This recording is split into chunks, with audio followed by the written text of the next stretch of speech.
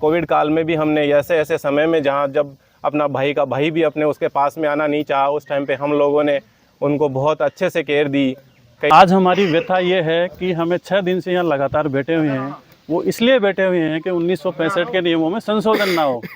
आज भी मैं उसी उम्मीद में काम कर रहा हूँ कि मुझे कहीं ना कहीं एक दिन मुझे सफलता मिलेगी, मैं एक दिन जाके परमानेंट होऊंगा, मैं अपने परिवार को अच्छे से पाल पाऊंगा। उसी उम्मीद में आज कंटिन्यू मैं मेरी सेवाएं दे रहा हूँ। जिंदाबाद जिंदाबाद जिंदाबाद। आज हमारी व्यथा ये है कि हमें 6 दिन से यहाँ लगातार बैठे हुए हैं। वो इसलिए बैठे हुए हैं कि 1965 के नियमों में संशोधन ना हो। अब 1965 के नियम क्या है कि कोई संविदा कर्मचारी कई सालों तक काम करता है तो उसे सरकार परमानेंट होने के रास्ता खोलती है। जब एनएचएम कर्मचारी हो गए, चिकित्सा विभाग के सारे जितने भी कैडर है, एनएचएम, पीपीवी मोड, आरएमआरएस, जितने भी कर्मचारी है, कई सालों से वो अपनी सेवाएं दे रहे हैं। और सेवा देने के बाद उनको 1 साल का 10, 20, 30 ऐसे उनको बोनस अंक दिया जाता है। वो बोनस अंक देके उनको परमानेंट किया जाता है। वो कम अल्प वेतन में वो अपना काम करते हैं तो सरकार उनको परमानेंट करती है। तो उस नियम में बदलाव क्यों चाह रही है? जब हम एग्ज़ाम देके इसमें लगे हैं तो दोबारा एग्ज़ाम क्यों दें?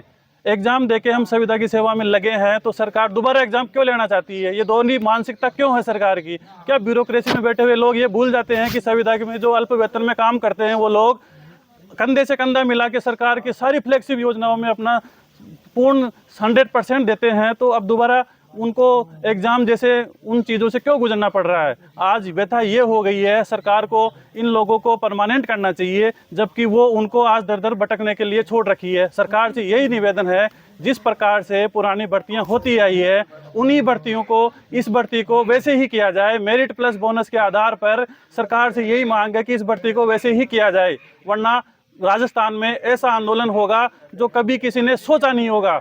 मैं सीताराम एनएचएम कर्मचारी जो 2016 में एग्ज़ाम दिया था, उसके बाद में इन्होंने रिज़ल्ट निकाल के और 2020 में अब ज्वाइनिंग दी। उस जो 2020 से कंटिन्यू मैं एनएचएम में अपनी सेवाएं दे रहा हूँ। 7,900 रुपये में मैंने ज्वाइन किया था। आज भी मैं उसी उम्मीद में काम कर रहा हूँ कि मुझे कहीं ना कहीं एक दिन मुझे सफलता मिलेगी, मैं एक दिन जाके परमानेंट होऊंगा, मैं अपने परिवार को अच्छे से पाल पाऊँगा। उसी उम्मीद में आज कंटिन्यू मैं मेरी सेवाएं दे रहा हूँ। 2020 से कंटिन्यू 6 साल होने को आए। मुझे पूरी उम्मीद है, बाबा के यहाँ हम बैठे हुए हैं धरने पे, कि बाबा किसी को भी निराश नहीं करते। आज उसी उम्मीद के साथ में हम सब यहाँ एनएचएम कर्मचारी, मेरे सहपाठी सभी साथ बैठे हुए हैं। हमें पूरी उम्मीद है कि जैसे 2013 में, 2018 में और 2023 में जो वैकेंसी हुई थी मेरिट प्लस बोनस से 10, 20, 30 से, उसी उम्मीद के साथ में हम सब यहाँ धरने पे बैठे हुए हैं। हमें पूरी उम्मीद है राजस्थान सरकार से और चिकित्सा मंत्री जी से। हम एनएचएम का एग्ज़ाम देके जब इसमें आए हैं वैकेंसी में, तो हमें अब एग्ज़ाम देने की कोई महसूस नहीं होता कि हमें देनी चाहिए। ऑलरेडी हम जब से एग्ज़ाम देके यहाँ जॉब कर रहे हैं, कंटिन्यू हम सेवाएं दे रहे हैं। कोविड काल में भी हमने ऐसे समय में जहाँ जब अपना भाई का भाई भी अपने उसके पास में आना नहीं चाहा, उस टाइम पे हम लोगों ने उनको बहुत अच्छे से केयर दी।